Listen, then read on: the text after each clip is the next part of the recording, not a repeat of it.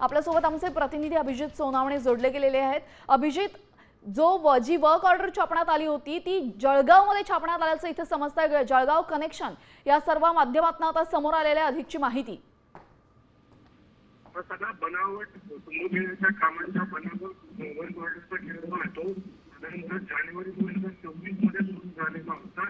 ज्या आरोपींना अटक करण्यात आलेली आहे त्यापैकी सनय महाजन, संजय महाजन ग्रामनेते जे आहेत त्यांनी काही ठेकेदारांशी संपर्क केला आणि त्यांना आपल्याकडे कुंभमेळ्याच्या वेगवेगळ्या कामांच्या ऑर्डर आहेत अशा पद्धतीनं वाचवण्यात आलं। ज्या ऑर्डर कॉपी या सगळ्या ठेकेदारांना दाखवण्यात आल्या त्यावर नाशिकचे विभागीय आयुक्त प्रवीण गिरा यांच्या नावे या सगळ्या बनावट ऑर्डर दाखवण्यात आल्या। त्याची सही त्यावर होती, भारतीय राजमुद्रा त्यावर टाकण्यात आली होती। त्यामुळे ठेकेदारांचा या बनावट नक्कीच धन्यवाद अभिजित दिलेल्या सविस्तर माहितीसाठी। तर टेंडर घोटाळ्याची इनसाइड स्टोरी तुम्ही पाहताय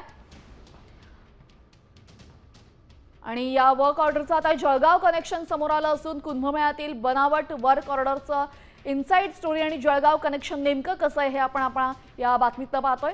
यावेळेस पैशांच्या व्यवहारासाठी आरोपींनी मित्राच्या बँक खात्याचाही वापर केला। तर बनावट वर्क ऑर्डर जळगावमधील आईसाहेब आर्ट प्रिंटिंग प्रेस मध्ये तयार करण्यात आलेलं।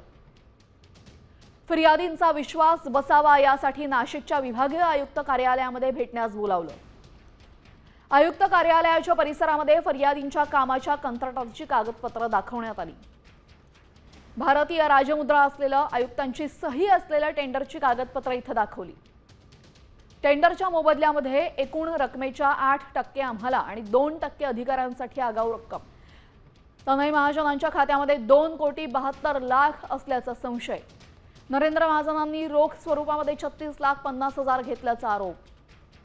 तर शकील शेखच्या बँक खात्यातही 86,50,000 असल्याची माहिती। नातेवाईकांसह मित्रांच्या बँक खात्यांचाही पैशांच्या व्यवहारासाठी वापर करण्यात आला। तर टेंडरच्या अनुषंगाने व्यावसायिक भागीदारीची नोटरीही काढली गेली। तर आरोपींनी टेंडरचा एग्रीमेंट करण्यास टाळाटाळ केल्याने हे बिंग फुटलंय।